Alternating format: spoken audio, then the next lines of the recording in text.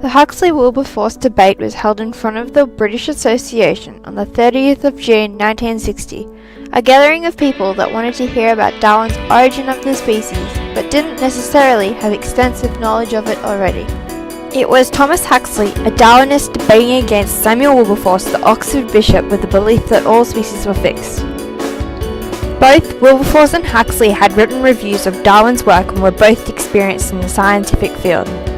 The actual words used in the debate are unknown, so many sources quote correspondence between Huxley and Darwin, as well as a review of The Origin of the Species written by Wilberforce to gather what might have been said.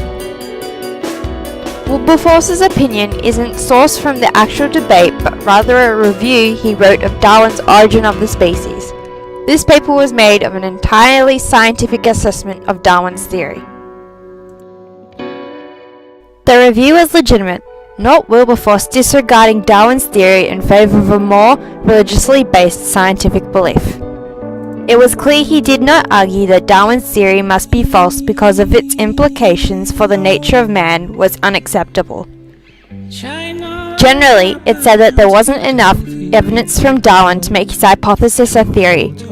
This was true for the time, as the scientific community had gaps in the fossil record that would later be filled, and they did not have extensive knowledge of genes or how speciation occurred.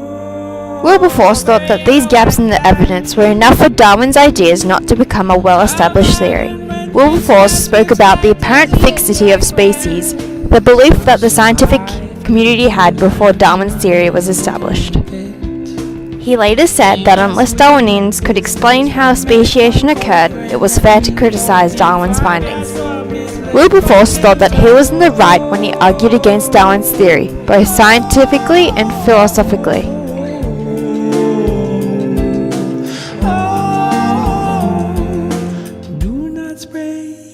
Huxley's views were, in summary, that Darwin's theory was an explanation and interpretation of what had happened in natural history.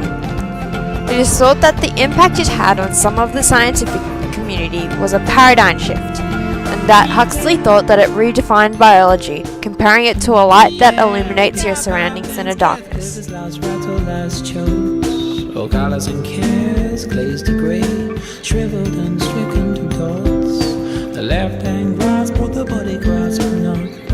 Natural history had often been studied by people who worked for the church, but these areas of science were being taken over by people who studied the science as a profession.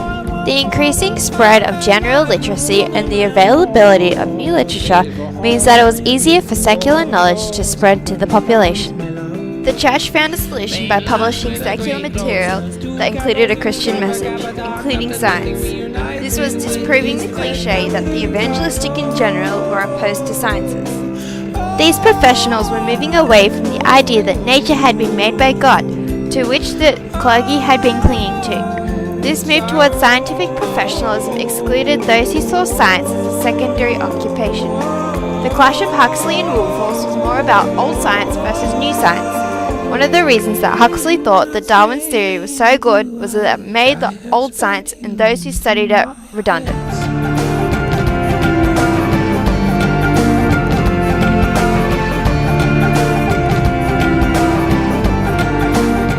Darwinism rose from a small minority in 1860 to the dominant majority over the next 20 years, after much more evidence was found for the theory.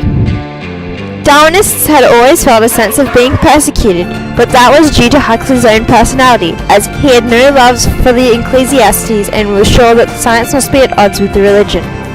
Huxley never liked the idea that some religious leaders agreed with Darwinism. Within the English church, there were still varying ideas about how science fit in with religion. One popular idea was that the Bible had been written by ordinary men who had an incomplete idea about natural history, and that the Bible showed that in their incomplete understanding of nature. These varying ideas must have meant that there were men in the church that had agreed with Huxley's ideas on Darwin's theory.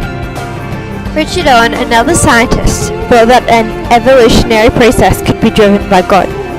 Frederick Temple, another man from the church who practiced science, had said that there had been too much of a God of the gaps approach to religion, and that the knowledge about the natural sciences was expanded. It seems that there was more of a chance that there was moral laws governing the universe. Huxley himself said theism and evolution don't cover the same subject and that they are completely different things.